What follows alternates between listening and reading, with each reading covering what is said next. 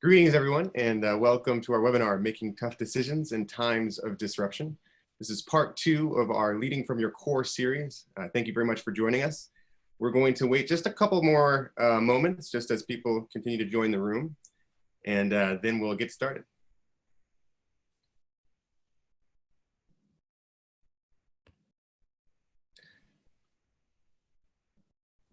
Okay, I think it's safe to say we begin. So my name is Paul Jimenez. I'm director of Mentora Labs. I'll be here throughout the presentation. If you have any questions or technical issues, just feel free to reach out to me directly. I'll try to take care of those as quickly as possible. And if you're joining us for the first time, this is going to be led by our founder, Hitendra Wadhwa. So that's the founder of Mentora Institute and professor of practice at Columbia Business School, where his class on personal leadership and success has for many years been regarded as one of the business school's most popular leadership electives. So please welcome Hitendra Wadhwa. Thank you, Paul.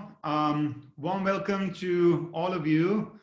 And a welcome back to many of you who were there with us last week as well. I hope you and your loved ones are doing well, staying safe, and striving to be cheerful and heroic in your journey through this monumental time. What we had spoken about last week, was how we can stay inspired.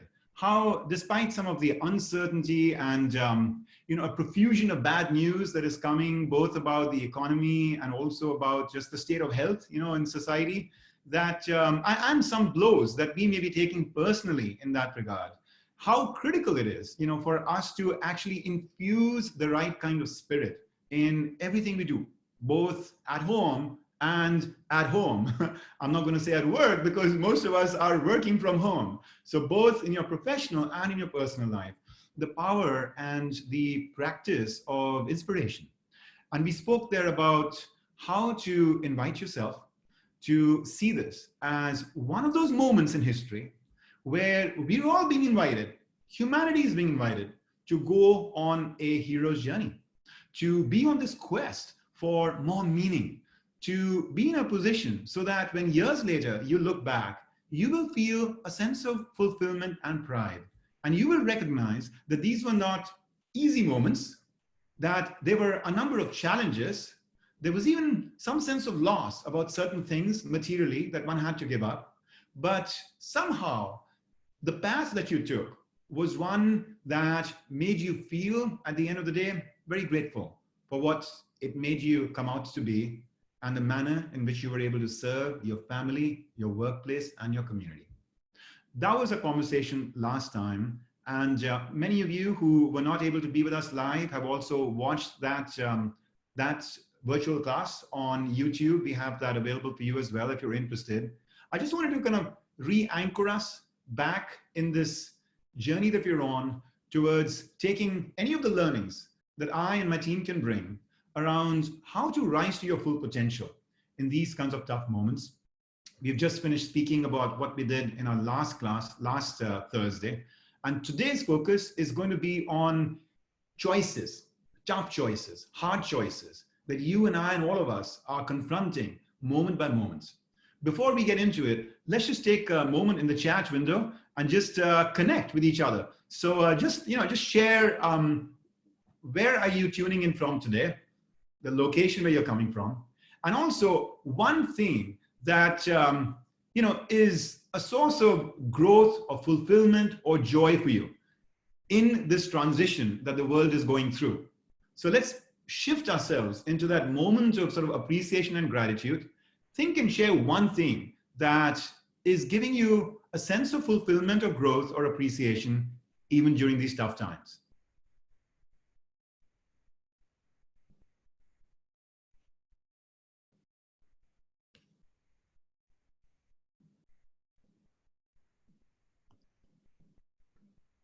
I will tell you one thing that is bringing me fulfillment. I've been remiss in reaching out and connecting with all of you. And of course, we have some new guests here as well, people we've not had a past relationship with. And so for me, I'm just grateful that as things just went into a state of tumult in the last few weeks, that we at Mentora and in my work at Columbia made the call to say, you know what, let's connect with our global family and we've started this series. I'm going to tell you more about our plan going forward after we are done with today's webinar. But that's one thing I'm feeling deeply appreciative and grateful for, to my team for all the hard work they've done to really quickly put this on our radar, and to all of you for connecting and engaging and committing, and just for the opportunity that this moment has provided for us to get globally connected again. Okay, thank you. Let's keep going with your sharings as well, because I know you enjoy learning from each other too. All right, so this notion of tough decisions, I mean, look, some of the people who are thrust into this that all of us are hearing about and knowing about are, for example, the medical staff who have to make decisions every day to protect their own safety, their family safety, and yet be on that firing line, serving the people who are suffering from the virus. There are people who are also just serving on the front line in immigration or in delivery services or in manufacturing and other kind of essential services. And their call, their decisions, every day of how to stay safe and yet serve. And then there are, decisions that are being made by, for example, business leaders, and managers all the time, how to keep their flock, their employees in a safe and secure place in terms of their jobs and in terms of just, helping support them at a time of, critical social tension, but at the same time to be in a position to preserve the financial, health of the organization, to look at both kind of the long-term sustenance and also to make the right kind of short-term calls, right? But that's, that's kind of out there. And for those of us who don't associate with any of those kinds of, individuals or roles, I want to offer that in your life and my life too today, there are actually many situations where we are having to make some really tough choices. Here is, but let me share one example in my case, right?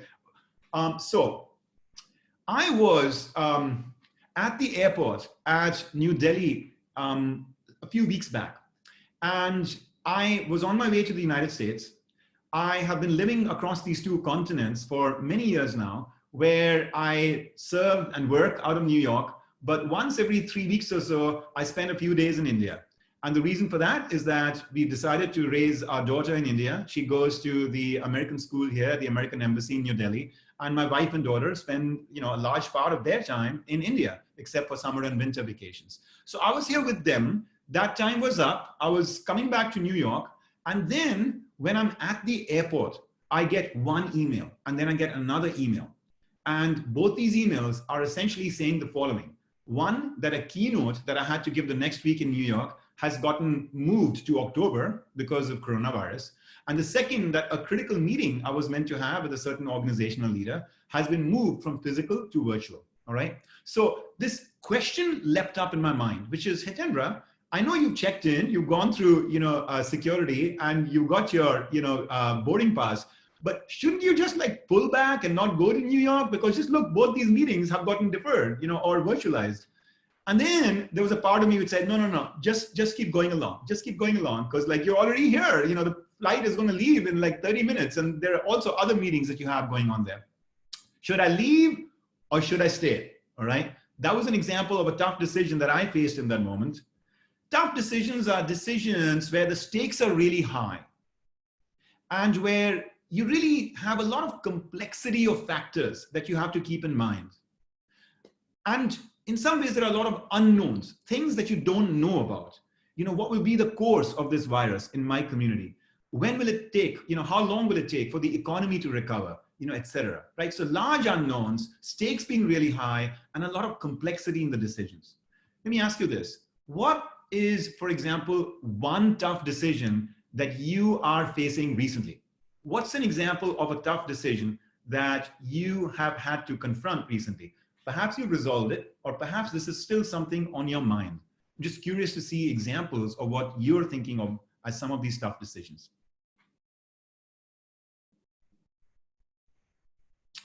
How to co-parent, how to move the family, whether or not to visit my parents. It's really powerful. Should I move out of the city or not? Yes, I've heard that from some other people as well as a key challenge for them. Should I start a new business? Should I change my job? Wow, these are powerful. These are powerful. Whether to lay off or furlough, team members. Thank you for sharing these. I think between me and my team, we can relate to so many of these because we've seen these pass through our hearts and minds as well. Okay, so if that's the context here, right? I think, we're kind of like all agreeing, right? That all of us at some level or the other are facing these kinds of tough decisions, at present, right? And how do we address these tough decisions? It's very hard to do them purely from rational means. In other words, bear with me 1 second. Sorry, folks.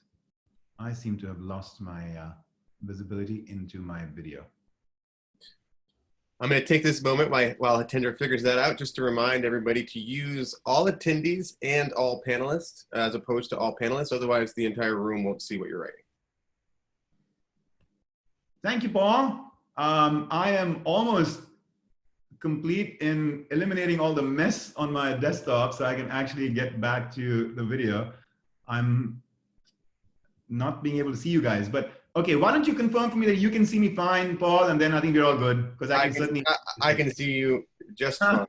Okay, cool. Okay, so how do we really address these hard decisions? One can take like a rational path, but it's hard, because it's so hard to quantify some of these things, and some of the information is not even just there in any scientific way. I mean, which expert are you going to turn to today to actually tell you about the future of the economy, right? It is so hard to know where the world is going to be in 2 months and 6 months, just from the standpoint of social freedom versus social isolation, let alone kind of whether it's going to be a booming economy in 6 months or 12 months or what have you, right?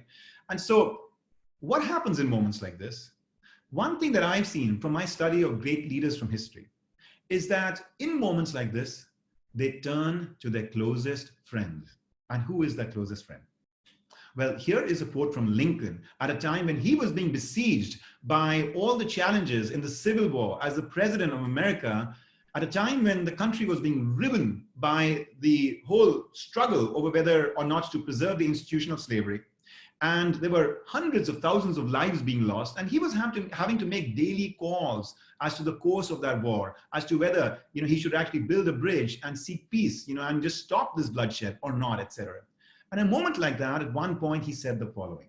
He said, "It is my ambition and desire to administer the affairs of the government such that if at the end I should have lost every friend on earth, I shall at least have this one friend remaining, and that is the one deep down inside of me." Deep down inside of me. And that is the friend that I want to talk about. In our language, in my teaching, we call that your inner core, this place within from where your best self, your true self emerges, from where you feel deeply connected, deeply committed, deeply curious and compassionate. And this best self, this true self, this inner core is also the place from where, in a sense, your intuition arises. And intuition is the alternative to rational thinking that I want to offer up to us for our discussion today. All right. And let me ask you this. When I talk about intuition, what does it mean to you? How would you define or how would you describe intuition? All right. Let's use the chat window. Let's see what you have to say on the subject of what to you is intuition.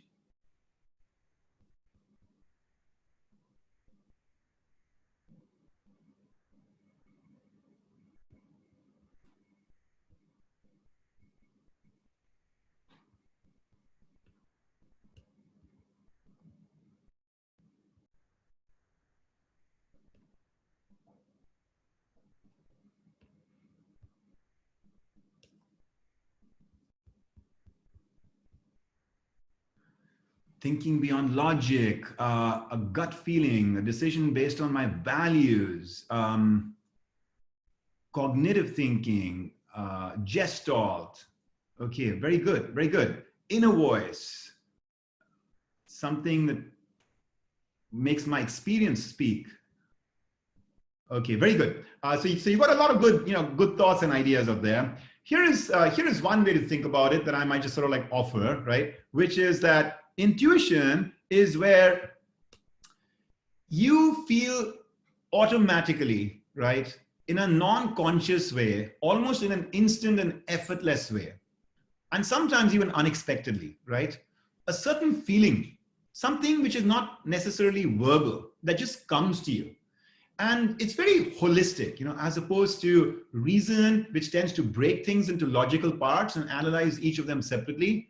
Intuition can be very integrative and just holistic, right? Just everything just connects with each other.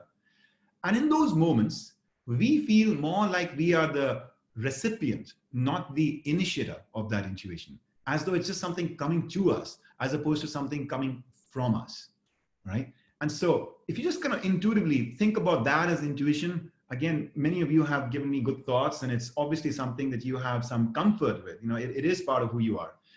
Let me ask my colleague to put up our first poll, which is to understand, what is your relationship with intuition?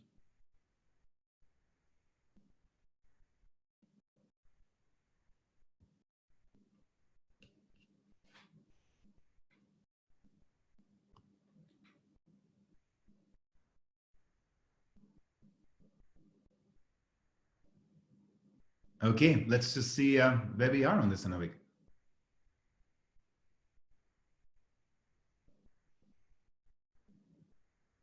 All right, wonderful. Well, we have a number of us for whom it is actually working really well, which is fantastic. And then others who are tapping it, but it fails you at times. All right. So this is how you're feeling right now. Let's keep going through the discussion and let's see how we evolve as we think through this further. All right. Let me ask you this. Is intuition innate or is it learnable? So this time, I'm just simply asking you if this is something that we just kind of like have or don't have, or is it something that we see as a skill that can be built?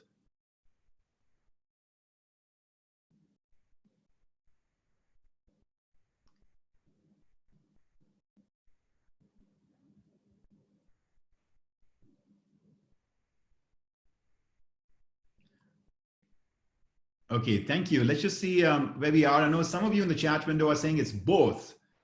Interesting. Strong leaning towards saying that it can be built. All right, wonderful. And I think those of you who in the chat window were saying both, that's kind of where you'll see that we will net out on this. So we will talk about the fact that it's learnable, but it's learnable in the sense it's something that you learn to tap into, which has always been there with you, right? And so it's innate at the same time. Is the thesis that we'll offer to you. Now, before we get there, let me just kind of celebrate the central role intuition has played in the lives of some of the greatest achievers, right? That's, we've known in history, right? And so, so here is, for example, Albert Einstein, right? Now, you would think of him as a very rational person, very scientific person, very given to equations and numbers. And yet, here he is. He's saying the only really valuable thing is intuition, right?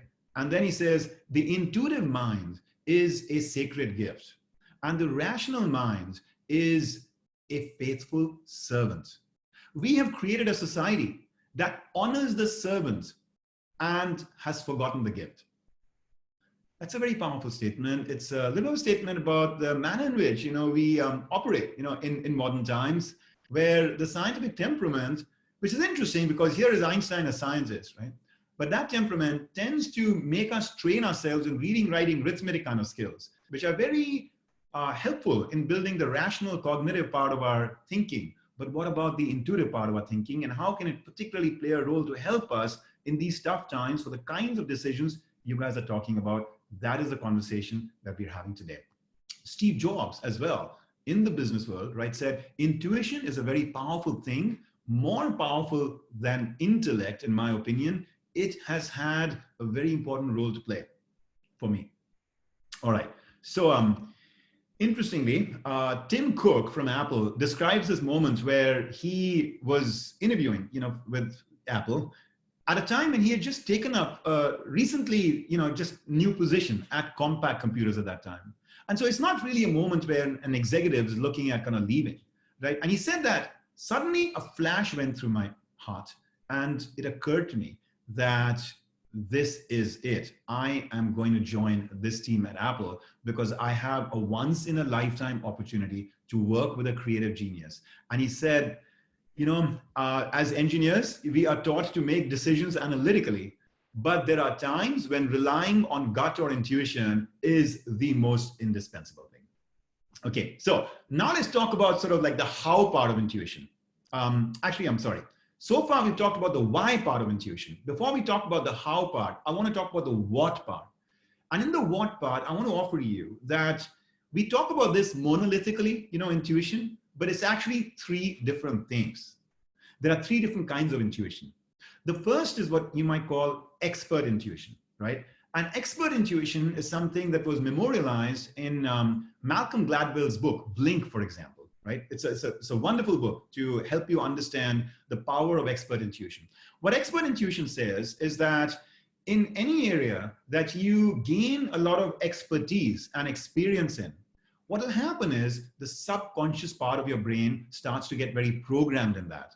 And it starts to then be in a position to, in a flash, give you insight as to what's the right and the wrong answer in different situations that you are thrust in, as long as those situations are consistent with your expertise and your experience. So that is expert intuition. There's just a load of really rich and powerful examples. And you're all of us who have really worked hard at acquiring a certain skill, whether it is about how you read the room when you're presenting, whether it is about how you negotiate a contract, whether it is about how do you actually, inspire your children at a time when they're feeling demoralized. Whatever aspect of life we have really paid attention to, worked hard on, gained a lot of experience in.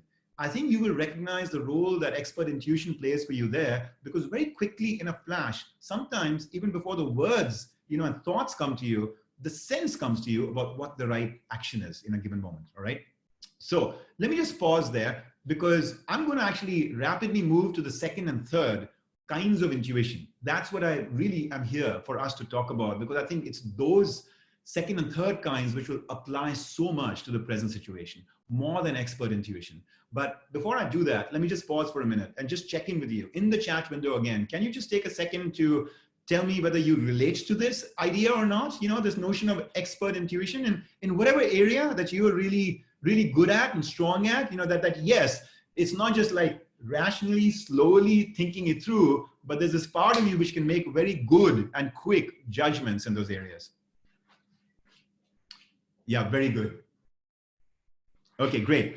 I can see that that is something that is working, for a lot of us. Perfect. Okay, great. Now, there are a couple of pitfalls in expert intuition where it can make us go wrong. I'm going to talk about one of them right now. The other one I'm going to talk about in a few minutes. The one I'm going to talk about is that sometimes we believe we have expertise in something, but actually the conditions have really changed in the world. All right. And so what we thought was like, you're genius, because I'm a master at it. I'm an expert at this. Well, you know what? Conditions are different today.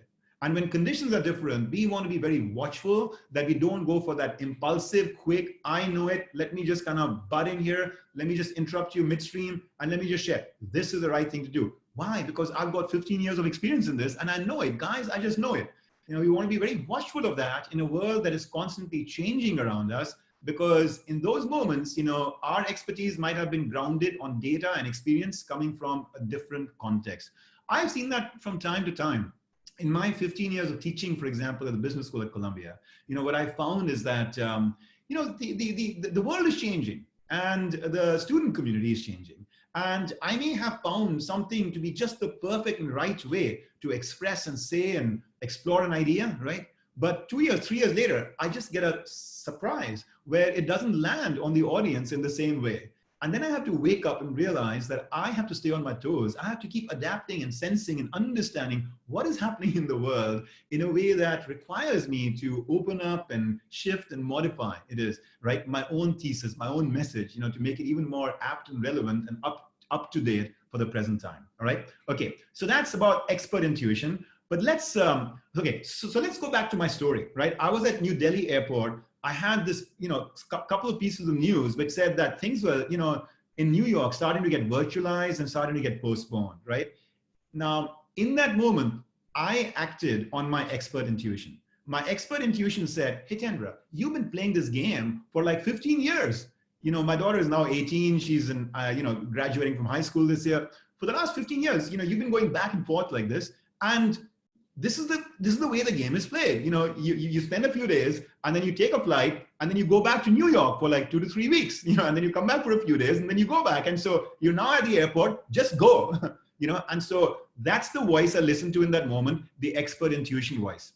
What happened next? Stay tuned. I'm going to come back to that in just a couple of minutes. All right. For now, let me take us back to our slides just so you can enjoy a couple of these along the way as well. All right.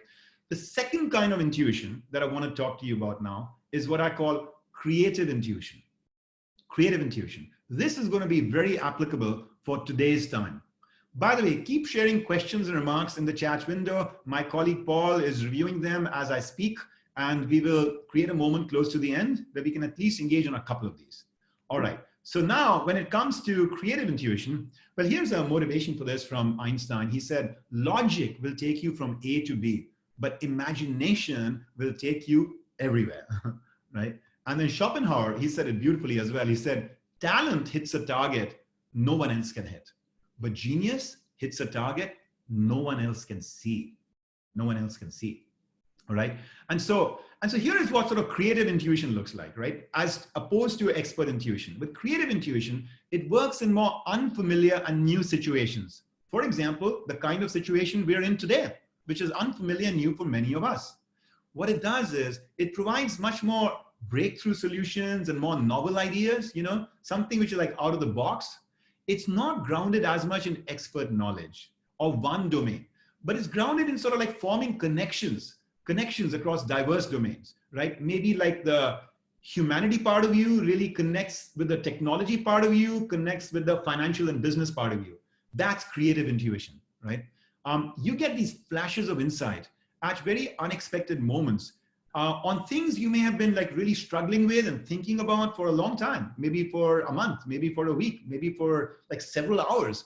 And unlike expert intuition, which just instantly comes to you kind of like on demand, in that conversation. With creative intuition, you just don't know when it will give you that eureka moment, right? And therefore, in some ways, it's much slower. It's much slower than expert intuition, right?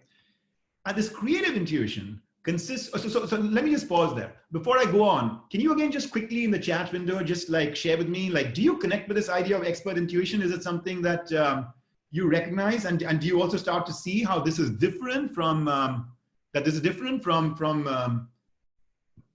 expert intuition, right? Creative intuition versus expert one, yeah.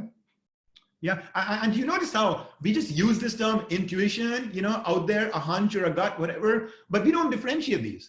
And so that's like one of my key quests is to help you today understand the difference between these two. There are situations where expert intuition can be very dangerous, but creative intuition can be very fertile and very fulfilling and rewarding. And that's kind of the situation we are in right now, right? And so what is creative intuition? What the research shows is that you kind of need like two things to make creative intuition really work for you. The first is that you need to be able to create a diversity of ideas, perspectives, and thoughts so that your brain can think out of the box, can connect very disparate things, can bring you new flashes of insight, which you would not have if you were merely narrowly just going down one linear path of analysis, right? And so an interesting sort of career, guidance that comes from this is what you see in this picture. What the research shows is that if you take Nobel Prize winning scientists, these Nobel Prize winning scientists, there is a greater likelihood that they were also playing a musical instrument. Whereas actually scientists who did not win a Nobel Prize were less likely to play a musical instrument. Now you think that that's nuts, right? Nobel Prize winners should be even more dedicated, even more hardworking, even more focused. The opposite. The opposite. They end up taking time away from their discipline into a completely radically different discipline. Why? Because it allows them to be much more creative about their discipline, to step back from their discipline, to question, to connect, to bring flashes of new insight, right? So that's the first part, the diversity of thought. And I want to sort of give an example of diversity of thought here. We probably at this point all heard the story about Abraham Lincoln and how when he became president, he brought in a team of rivals, his political opponents, to be in his cabinet. And it seemed like a move of like a large-heartedness, like a political move to kind of like quell kind of the rebellious spirits and bring them into his fold. But actually, it was an incredible sign of humility, a sign of humility which said, I need a diversity of thought in this room because I will not have all the answers. And I will need more, challenging perspectives in order to figure out what to do day by day in the course of my presidential affairs, right? And one really powerful example of a moment like that is one of my favorites, is the second inaugural address from Lincoln. It is one of the most famous and epic, speeches of leadership, right, in history, right? Historians just look at it as like an incredible testament to Lincoln's leadership. Now, at the end of that speech, Lincoln was actually taking a very aggressive tone that it is in your hands, my countrymen, right? Whether it will be like sword or whether it will be like peace, right? Because he was really exhorting them to like stay united, but he was saying it's in your hands. And if you want to fight, I'll fight, right? But then he took that speech to one of his opponents who was in his cabinet, William Seward, and he asked him for his guidance.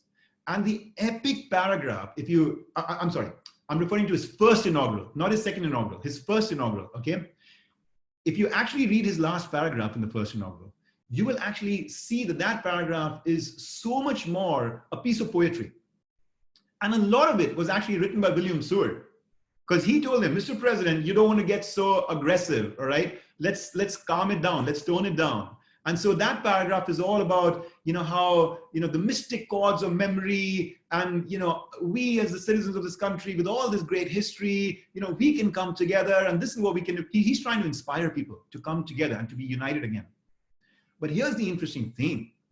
If you actually look at the notes, what William Seward shared with Lincoln, Lincoln used that guidance from him, and it was Lincoln who turned it into poetry. It was Lincoln who infused it with a lot more subtlety, a lot more humanity, a lot more inspiration than what William Seward had given him. For example, William Seward had said, I close, and then he went on to the rest of the paragraph. I close, as in like, I'm bringing this speech to closure. And Lincoln changed it to, I am loath to close, means I really do not want to close, right? And so what he was saying there is like, guys, I wish I could keep this conversation going because I'd rather have conversation than the risk I fear we run of having a war. So I'm loath to close as opposed to I close. And at the end, William Seward had written that we would be helped by the guardian angel of our nation. And Lincoln turned it to, we will be helped by the better angels of our nature, right? So Seward was turning it to some higher power out there to save them. And Lincoln turned it into personal responsibility for all the citizens by saying, within you is your better angel, and if you turn to the better angel of your nature, good things can happen. So an incredible example of diversity in his cabinet, humbly checking in with them about his speech, bringing in their input, but then ultimately having his final stamp on the whole situation, right? Okay, so that's about diversity. The second thing you need, right, to be actually in a position to do this game well is what you call, bear with me one second, let me just kind of put this up. It's called cognitive flexibility. What cognitive flexibility means is you need to create the conditions where you are able to just open your mind up, to be able to think in fresh ways, all right, so that it can connect the dots, rather than live with certain biases, certain emotional, attachments, certain desires, certain insecurities, because those will restrict you from being able to do your best creative thinking, right?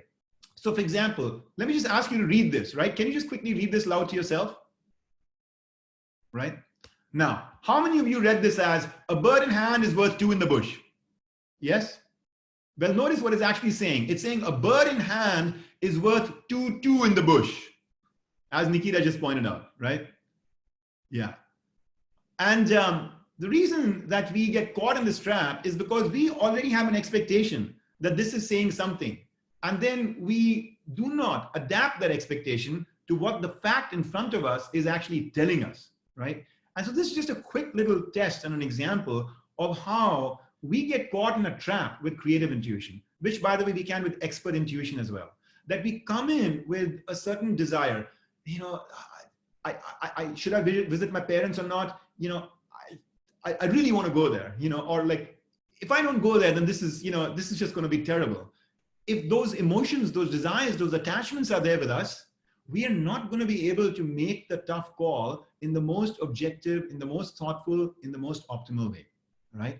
And so cognitive flexibility means that you are in a position to step away from the emotions and the attachment of your decision so that you can make it with a complete embrace of the truth, of the facts, as they may want to whisper and speak to you, all right? And so stepping back from the problem becomes a very critical discipline in cognitive flexibility.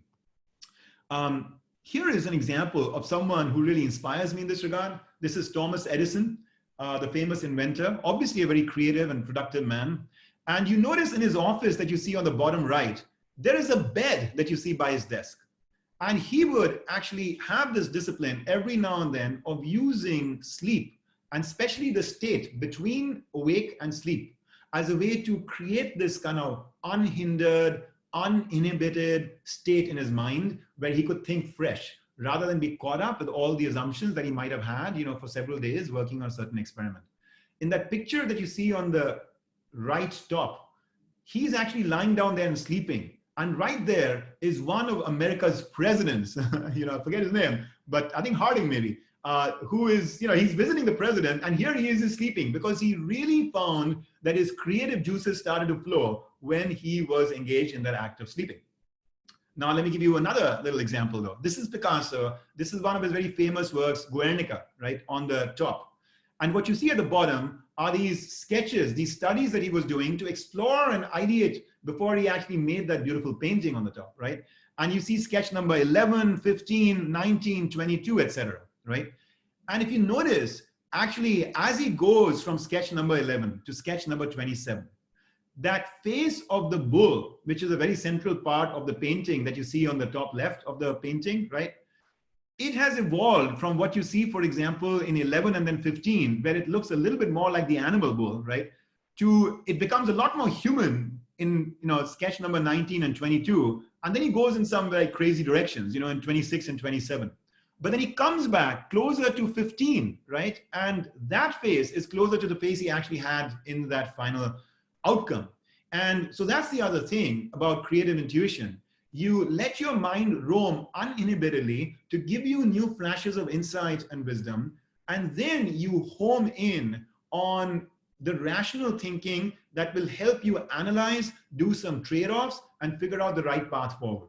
In other words, it's not that intuition is trumping rationality, but it's that intuition is doing a dance with rationality. And it's when you bring both of them into a happy accord that you actually are able to do your best work. And so this is the method that I want to sort of leave you with here on creative intuition, which is first, go out and maximize diversity of thought. Get as many opinions and ideas as would make sense for that situation. Talk to friends, talk to colleagues, see what other parents are doing, other businesses are doing, read about it, attend talks like this, whatever it takes to diversify your thinking. Then step back, right? And when you step back, what you're trying to do is quieten the mind. Personally, for me, what really helps is meditation as a discipline through which to quieten the mind. For others, it can be prayer. It can be taking a long walk or a run. It can be just simply taking a shower, just like stopping to think about the problem, going and doing other things. And then you never know when that flash of insight comes, or sleeping over it like Thomas Edison was doing. And then when you're done with that, then do not force an answer to come to you. Instead, let it just bubble up on its own. And that is really, really, really critical to creative intuition. You cannot force an answer. If you force an answer, that means you will infuse that moment with impatience, with anxiety, probably with like a forced assumption of what the answer needs to be, right? Now you might say, but Hitendra, I don't have time. I have to make this decision in the next few days or in the next few hours. I mean, how can I just like let it bubble up if it's not bubbling up? And if that's the case, then I would propose to you, there is a way to activate creative intuition under tight time bounds. you first collect the right information, then you, in an accelerated and deep way, quieten the mind. That's the most important place at which you have to let go. And so the more you have some practice through which you can quieten the mind, the better off you're going to be, right? And so how would you quieten the mind? You know, again, practices like mindfulness, meditation, some other kind of restful practices that you have, right? These are ways through which to actually get there. And the more you're in a position to do that on demand, because you have built some of these practices for yourself, the more you will be not, needing to worry about that at all, as to what to do, because it's just part of who you are. It's just something that you've got activated in you. And with every advancing minute, hour, day, year, you're going to just become better and better at that, right? And so you should be in a position to then, after you quieten your mind, invite in the mind the very question that you are confronting. Stay in that state of quietude, stay in that state of calmness, then invite that question to your mind, and then see what bubbles up, right? Since you have calmed your mind, your attachments, insecurities, emotions are on the side, and then the inner voice can guide you with much more clarity and balance, all right? So let's do this. Let me share sort of what actually happened in my situation. I decided to take the flight. I went to New York. I reached there on Friday. When I reached there, I started to receive more emails about further transitions from physical to virtual in my life. The Columbia campus was going to get shut down mostly, and faculty were being encouraged not just to teach, but also do the rest of their work from their homes. And I started to feel very uncomfortable. I started to feel like, I should have listened to that other voice which said, just stay in India right now. And over the weekend, I couldn't figure out why, because the rational part of my mind was telling me, Hitendra, but you invested in coming here. You're going to be here for about 2 odd weeks. You're going to go back to India at that time. And you know what? If some of these meetings have to be virtual, so be it. And you're going to spend a lot of your time working on your book anyway. You're going to have this time to just intensively work for these 2 weeks. This is a rhythm you've been on for the last several years. So it's okay. Don't worry about it. But there was something within me which was just making me really uncomfortable. And I just couldn't figure it out until this one time where I was meditating. And when I meditated, after a while, this flood of realizations started to come to me. And these realizations for me were, Hitendra, do not assess the situation for what it is. Assess it for where it is headed next. And right now, it is headed in a bad place. The pace at which the coronavirus crisis is growing globally is going to get worse for a while. Therefore, your family, especially your daughter, is going to need you.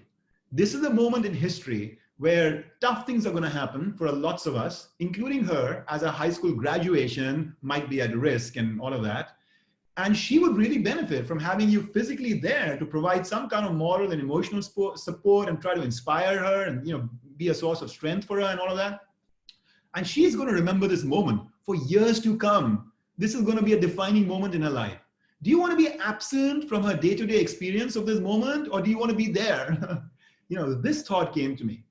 And suddenly it all made sense. Suddenly I realized why I was having this heavy feeling within about just staying in India versus getting to New York. It had nothing to do with work and business and just the ratio of family time versus work time and all of that stuff that had been happening for 15 years that my expert intuition had told me. It had to do with the unique support that I felt in this moment, maybe needed by my daughter. And 3 days later, I land back in India because I take a flight right back. And 4 days after that, there is a total shutdown in India where the whole country at this point is on lockdown and the government banned international flights. In other words, if I had planned to stay in New York at that time for 2 weeks, I would not have been able to be in India for who knows how long, because that's the situation that we're in today. And I'm, of course, having this conversation with you from India. So that is the power of creative intuition. That is the power of creating this resting place, pulling away from that, that challenge, that struggle, that grappling that you're having, and letting your subconscious mind just connect the dots between all aspects of your life experience to bring a more fuller realization to yourself. That is creative intuition. All right. Now, I had shared with you that that tough problems, right? that tough problems are tough decisions, are decisions where you have, the following qualities. Just bear with me, right? High stakes, complex conditions, big unknowns. There is one other kind of, construct which makes problems very tough at times, which is where there is no good outcome, which is that you're facing a choice between A and B, and both A and B have a lot of risk and have a lot of cost to them. What do you do in a situation like that, where, there just doesn't seem to be a great outcome, right? Can you just keep hoping and praying for creative intuition to give something to you? And I would offer, in that case, there is a third kind of intuition that we can also tap. And I'm going to call it spiritual intuition. And this is a kind of intuition that science has yet, in my mind, been able to do real justice to in terms of its studies, because of the very nature of the kind of intuition this is. And so let me kind of talk you through it. Let me share my logic, with you for it. And some of you in the chat window have already been anticipating something like that, when you talked about the role of faith, for example. So here's what I mean by spiritual intuition.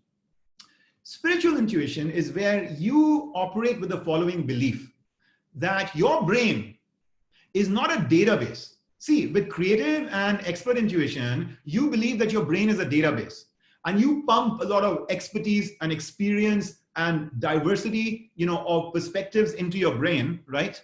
And you store them in the brain. And then the RAM, the random access memory of a brain, is kind of like really small, the conscious mind. The subconscious, which is the hard drive of your brain, that's where all the data is.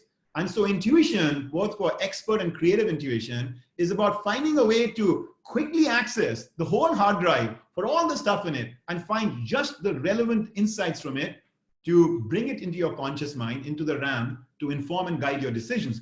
That's the model of the brain in expert and creative intuition. But in spiritual intuition, you have a very different model of the mind. In spiritual intuition, you believe that your mind is not a hard disk. Your mind is a browser. And the data is not stored in this limited amount of, 1 terabyte in your brain. The data is stored in the infinite repository of the universe. The universe is the cloud. Your brain is the browser. And so to activate spiritual intuition, what you seek to do is find a way to tune in. Find a way to tune in, because the wisdom is already there. The path has already been laid out. What is right and what is wrong is written somewhere in the ether. And the puzzle of life is for you, moment by moment, to connect that with that, wisdom in nature, and seek to then, devoutly follow it, because that's who you are. You're a soldier in the march of life, connecting with what is already wise and wonderful and whole in the universe. And here's a beautiful, couple of quotes that kind of like define that, right? And so Einstein, he was a real mystic. He felt that way. He did his science that way. He said, look, my scientific work is motivated by an irresistible longing to understand the secrets of nature. The secrets are there. I have to find these secrets out there. There is no logical way to discover these elemental laws. There is only one way, of intuition, which is helped by a feeling for the order that is lying behind the appearance. I want to know his thoughts. The rest are just details for me, right? So here's a person who's saying, it's already out there. I just have to tune in somehow and discover it for myself. Here is a beautiful additional testament to the power of spiritual intuition. And this is Picasso. And he says, painting is stronger than I am. It makes me do what it wants. At the start of any work, there is someone who works with me. What a powerful idea. Someone who works with me. So in spiritual intuition, you start thinking of yourself as a channel.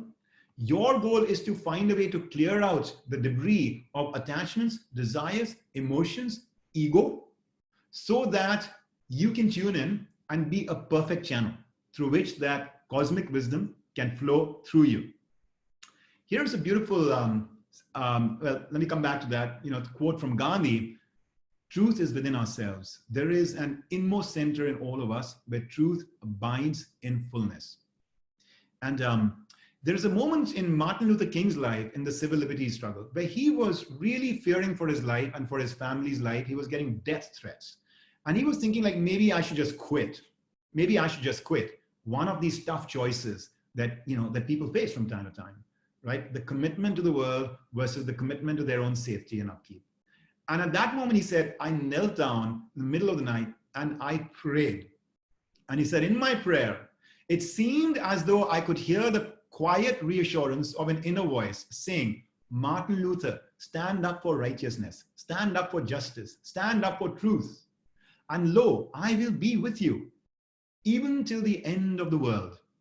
And he said in his autobiography, he says, at that moment, I experienced the presence of the divine as I had never experienced him before.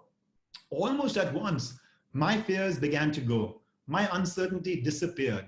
I was ready to face anything. Anything. That is the power of spiritual intuition.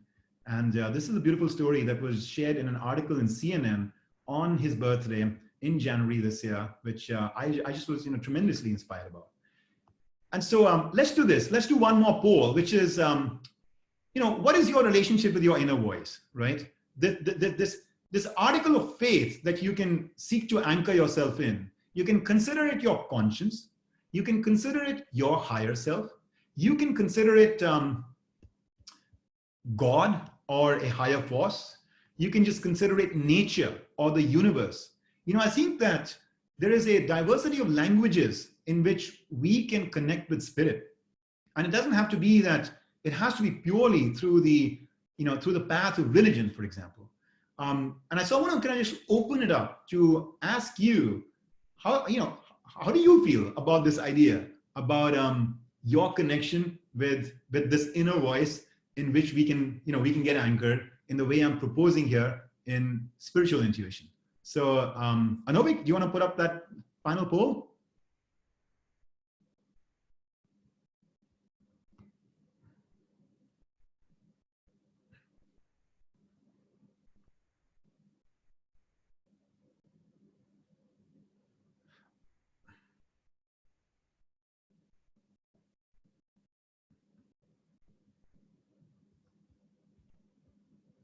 Okay, let's go for it.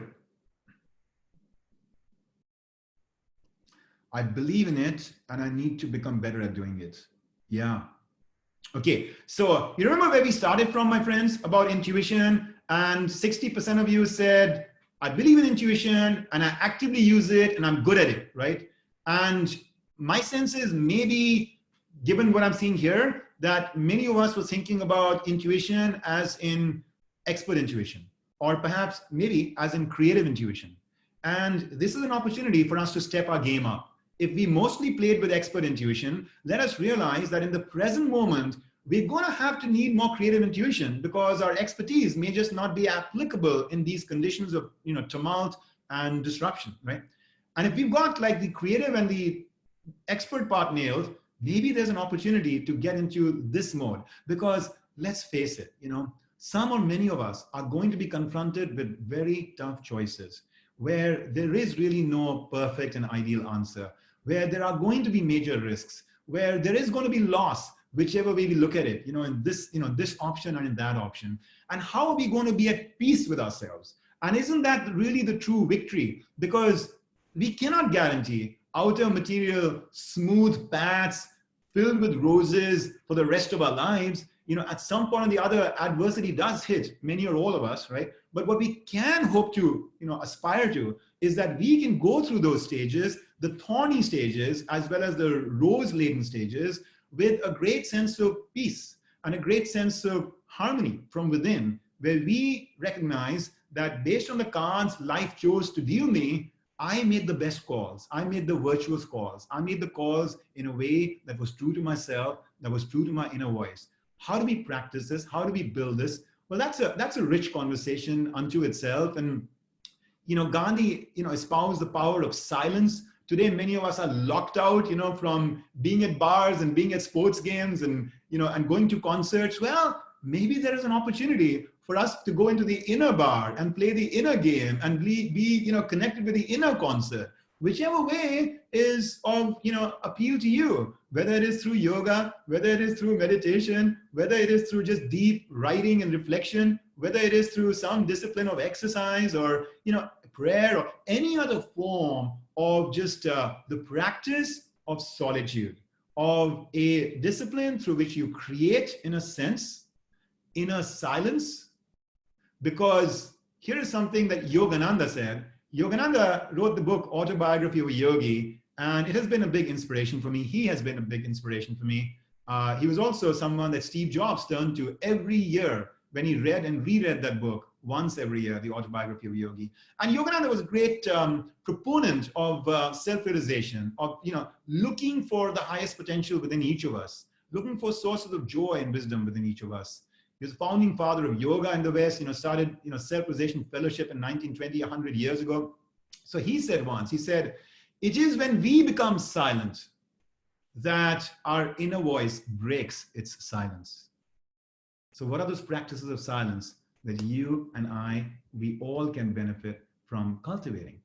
And so, my friends, to bring this to closure, perhaps in some ways, what will bring lasting peace to us in this defining hour is to put aside our egos, our insecurities, our personal hungers, and listen. Listen with a sense of faith, with a sense of surrender to that counsel of the inner voice, right? Whatever you want to think about it. Think about it as spirit or nature or a parent that guides you from within, a philosopher, a poet, or your own higher self, because it is when we are able to tune ourselves into that inner voice and let it guide us on doing what is right for our family, for our community, and for the world beyond.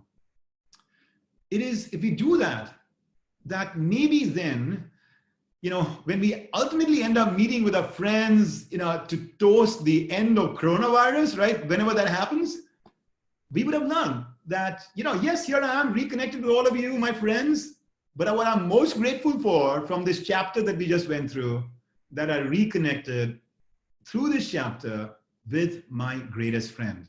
And that's that one, like Lincoln, deep down inside of me. And that friend inside of you and inside of me, that's a friend that no virus can ever separate you from, right? It's there. It's always there. Meant to be discovered, meant to be awoken to, because it's always there. Not meant to be necessarily learned, right? So the learning we have to go through is in how to awaken and access what has always been with us. And perhaps that's from where we will get our best guidance. When we surrender, when we embrace a diversity of thinking, and then just allow the wisdom to bubble up. All right, so comments, thoughts, questions. I realize we're also on time.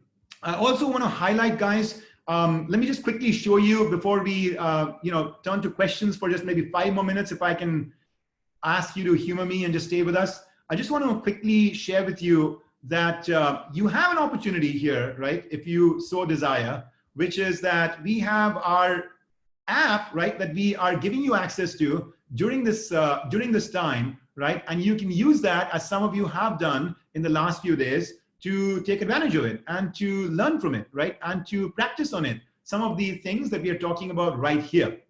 So the app is called Mentora Digital, right, and we are using one part of it called Mentora Moments. You can download the app. The username for you is just going to be the very same email that you've just used to log in here. You can actually do that as we speak. You can log in and download the app, and you can download the app and then log in. And then the password for you is going to be Mentora 2020 with a capital M. All right. So Mentora 2020 with a capital M. That's the password. And we have already programmed for you inside it one of these Mentora moments, which will give you a chance to learn and practice, some of the things that we've talked about here today. All right. So it's a fun way for you to start in small steps, just 5 minutes, 10 minutes of time a day, just once a day for 5-10 minutes to put into practice some insight, something that we just offered up to you. You can get gently reminded if you so like by opting into the notification. And we have this active for you for the next about 6-7 days. People who were doing it over the last week, we've heard really wonderful things about some of the ways in which they have implemented some of the new behaviors of going on a hero's journey and staying inspired. And so the other thing I want to mention is that from next week, we are actually going to start a webcast series, which is just a continuation of this conversation on these themes and topic of managing crisis, rising to your fullest potential, thriving for yourself, for your company, for your community, and for your family. Not just through crisis, but then in life beyond. We're going to do it as a 45-minute to 1 hour segment, same time every week on Thursdays. There's going to be 3 or 4 segments to it. I'm going to bring in someone to interview from the outside who's had a very inspiring personal journey that we can all learn from, and I'll interview that person on camera. I will take some questions from you all as well, and we will have one key thing we want to teach for that day, including a reflection on some of the current affairs. Maybe a leader, a corporate CEO or a political leader who's really been inspiring in the manner in which they are handling this crisis as an exemplar, or just an everyday hero, somebody just who's unsung, but who is also just a wonderful window into the potentialities of like the human condition and the human spirit to fight it through and thrive and flourish. That's the webcast that we are going to launch starting next week. All right, so just to bring this to closure, let's take a couple more minutes. Paul, anything notable that I should, in the compressed time we have, respond to? I definitely think there's one question that I would like you to reflect on. It comes from Julie Halpin. So she writes, how do we know the difference between intuition and our ego? How do we separate intuition from desires for something we think we want to have or happen, or a deep subconscious wound? So basically, in practical terms, how do we know that we're tapping into intuition and not our ego? This is a great question. A couple of the missions that we have on the app, this week, go into something like that. They help you do introspections by reflecting on your history, to learn from the past, to learn from moments in the past where you were misguided by something you thought was intuition, but it was really not. Or times when you were guided right. What can you learn from your own past history? That's one thing that I would recommend, Julie, as a vehicle through which to create continuous learning for yourself, to really take, to really create a discipline every day of going into your inner space, starting to observe and explore your inner space, the nuanced world of feelings and thoughts, some of which are not even being expressed in words, but they're just like, emerging within you, right? Sensing, as we call it sometimes in the corporate world, this notion of sense making, right? Complexity of stuff, but the sense that you get from within, right? And it is something that is non-verbal. And so anytime I try to communicate it through words, I'm limiting the very idea because it is beyond words. But practices like mindfulness and meditation, yoga, deep breathing, Asian martial arts, for example, forms of deep prayer where you, after a while, still your words and just go into a state of attunement. Those are things that mystic traditions from around the world have discovered to be tremendously conducive to bringing you more in touch with the purity of your intuition, of your inner voice, rather than the ego parts, which are more active when you're more sensorily and materially engaged in the world, or when you are caught up in the grip of restless thoughts or desires, emotions, feelings.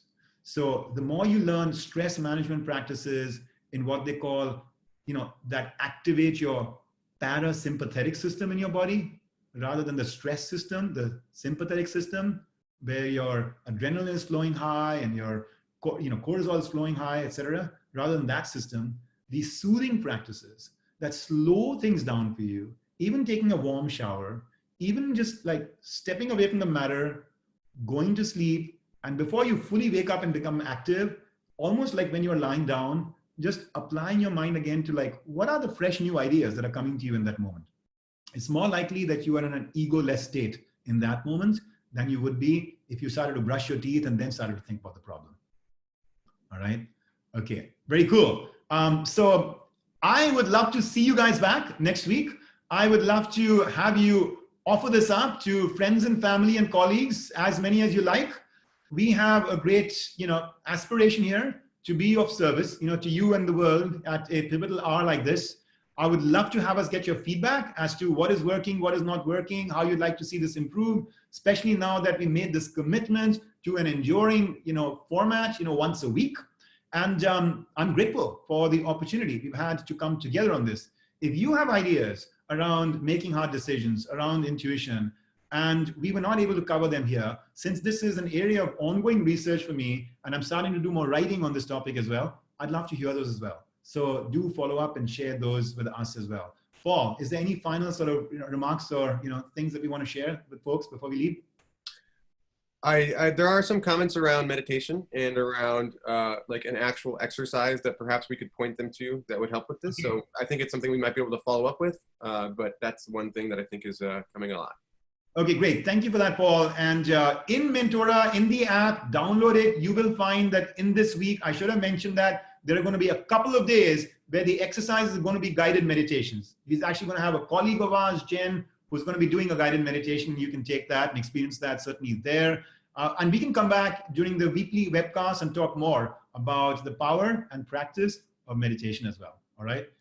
For now, I wish you and your community and loved ones and all at work a very blessed week ahead. I look forward to seeing you back in a week's time. And remember, nurture that space within, that inner core, that inner voice, that practice of not just expert, but also creative and spiritual intuition. Godspeed. Take care. Namaste.